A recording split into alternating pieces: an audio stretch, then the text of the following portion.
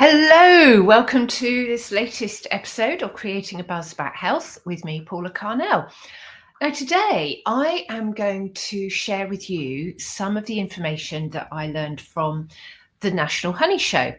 So I went there for just a day, which is not long enough. Normally I do the 3 days, but this year I only had a day spare.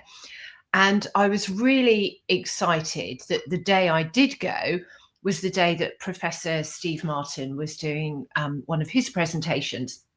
And Professor Steve Martin, if you don't know, he has been working on looking at how bees can protect themselves against the varroa mite for many, many, many years, possibly 20 years. And he's a very interesting chap, and I've actually shared a stage with him in the past. We both spoke at a Devon beekeepers workshop and conference a few years ago. And at that time, there was three of us speaking. There was me, Steve Martin, and a chap from COLOS, which is the international group of scientists that look at what are killing bees. And the COLOS presentation was really quite depressing, and it was talking about all the colony losses around the world and what we can do about it, and all the research showing about the impact of pesticides and the use of miticides inside hives. Now, there was about 250 people in the audience. A lot of them had been beekeeping for a long time, and the majority were hobbyists. There was a couple of bee farmers. And at that time, so this is probably 2018, 2019,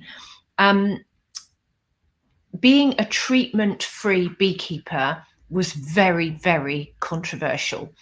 And through my career of 15 years beekeeping, you may or may not be surprised to know, but I have received a lot of criticism for my beekeeping practices, for being natural, for not using chemicals, for choosing to rear varroa resistant bees. And I love to quote, there's this lovely guy in America called Sam Comfort, and he's a bee farmer in America, and he's treatment free. And he opens his conferences or his talks by saying, I'm a treatment free beekeeper, but I'm not stupid. And I love that, because what he's reflecting on is the idea that if you choose not to use chemicals in your hives, you are just stupid and you're ignorant and you haven't done the research. Well, when I first learned that chemicals were put inside hives at all, I wanted to do the research. I wanted to know why and what were the consequences, because through my own health, I knew that any chemicals that went into my body or were in my environment had an impact on my health and well-being. And quite obviously, really, I thought that bees would be the same. And when we see some of the PPE that you're meant to wear when you're administering chemical treatments inside your hives, you can't help but think, how can this be so harmful for me and supposedly not harmful on the bees? The other thing to bear in mind, that the varroa mite, which we've had for over 30 years in the UK, is an insect, and we use a miticide, which is designed to kill insects inside the hive for the varroa mite. Well, the bees are insects too.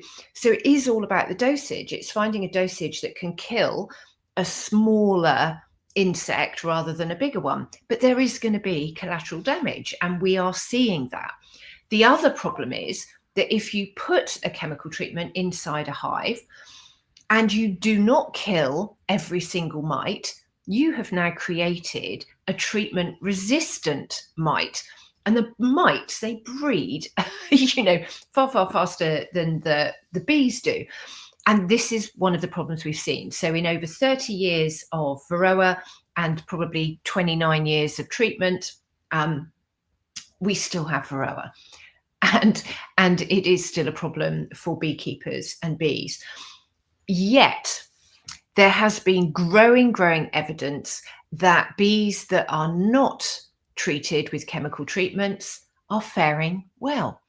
And I'm one of those beekeepers who chose not to use treatments. So the first year, because I had a mentor and I I was learning, we use thymol, which is a natural chemical.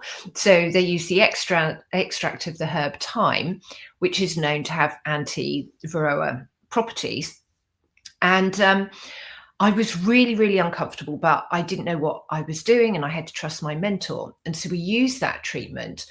And by the next year, I had then learned that the second generation of male bees born in a hive treated with thymol become infertile. And I have talked about this before in other episodes. And yet, when the queens are not successful at laying healthy brood, we blame the queen, and we're not thinking or considering about all the drones that are coming into the environment who are infertile because of the chemical treatments they've been given. So for me, that was enough to stop me using chemical treatments. And I've actually found throughout the last 14, 15 years that there are a lot of commercial beekeepers who also don't use chemical treatments, partly because of the cost and partly because they're rearing their own queens and they want to have healthy bees. Now, Professor Steve Martin is a very interesting chap because he has gone against the grain by, instead of investing in researching the chemical treatments that we can use for varroa, he's actually been studying bees that are varroa resistant. And he and his team were the ones that discovered that healthy bees with a grooming behavior or hygienic behavior were actually uncapping the cells which were holding mites. They were uncapping the cells, pulling out the larvae that had been affected by the mites, and actually chewing off the legs of the mites and destroying them, and then recapping the cells. Sometimes, if the larvae was still okay, they would uncap the cell, pull out the mites, and then recap the cell for the larvae to continue developing. So this is an incredible, incredible behavior. And like a lot of beekeeping, it shows that by observing the bees and watching the bees, we can learn so much. And from his talk on Friday, I think that was the biggest takeaway, is by all means be treatment free, but observe, observe, observe, monitor, monitor, monitor. You need to check your bees. And that is because we want to know that the bees are surviving okay without chemical treatments. We need to have that evidence that they are. We need to prove that the bees are surviving without chemical treatments and even thriving, but also for your own state of mind. And his talk was really focused not on people like me who don't use chemical treatments, but on the many, many thousands of beekeepers who just feel they have to use chemical treatments. They've been taught to use them. They don't believe there's an option or an alternative, and they are in this cycle of using chemical treatments. And so what Steve Martin was saying was really start observing your bees and monitoring the bees and looking for signs, and only treating if you really, really have to. So what are the signs? Well, you need to see about the brewing. You need to observe the frames and just see, have you got mites crawling around everywhere? There's lots of different ways that you can test for mites. You can have sugar. You can sort of sprinkle icing sugar over the hive, and the bees will groom off the icing sugar. And then in your tray underneath your mesh floor, you'll have a mite drop. And there are charts that you can use. So you multiply the number of mites that you count on your tray by different numbers depending on the time of year. And that will give you your overall balance of mites in your hive. And what you really don't want to have is 1,000 mites in the hive, because that will be too much. So what they realize, although actually what Steve Martin was saying was that is the official threshold. So if you have 1,000, then the National Bee Units say that that's too many. However, Steve Martin has been finding that you could actually have a colony that will survive with double that. And it all depends on the time of year that you're testing, because towards the autumn, you're going to have more mites in your hive, but it doesn't matter as much as it does in the springtime, because in the autumn, you're going to have a lot of bees dying off, and you won't be having the brood. You won't be having the drone brood. And so what will happen is there won't be any food for the mites. So the mites will naturally die off anyway through the winter months. So it's really looking at your hive, looking at what the mite drop is, and looking at the behavior of your bees.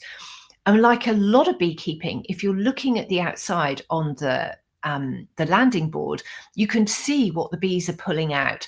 And if they're pulling out deformed bees or deformed larvae, then that's showing they've got hygienic behavior and they are trying to keep on top of it all. Now, Steve Martin did stress, don't stop treating, don't go cold turkey. And I am curious as to that. I'm also very understanding that if you're a hobby beekeeper and you've only got 1 to 3 hives, then to stop treating and you've got colonies that are literally only surviving because of the chemical treatments, then you are going to lose your bees. So we do need to look at that, where are your bees coming from? But is that a selfish act when we look at the whole, when we look at the whole environment and all the populations of bees? And this is where we need to work collaboratively and not as individual beekeepers. We need to start looking at our environment and where are the wild bees? Where are the bees that are surviving? Where are the beekeepers who are treatment free, whose bees are swarming, that you can capture knowing that you're going to have healthy, hygienic bees? And maybe we can be encouraging more queen rearing locally rather than bringing in queens that may not have the hygienic behavior traits. So there's lots of things that we need to look at, but it was so encouraging to have a talk with a really well-respected scientist saying, we, as in the scientific community and the beekeeping community, were wrong. Bees can evolve, bees can survive, and we really have got to stop using the chemicals, because the consequences of putting chemicals in the hives are weakening our bees and causing more harm than good now. And they're not killing the mites. The mites are becoming more and more resistant. So this is something that we really need to look at. And his whole talk was also embracing the wisdom of the wild bees and the importance of wild bees. He shared that there was a survey done of 1,000 trees, and they found that 2% of them had wild living bees.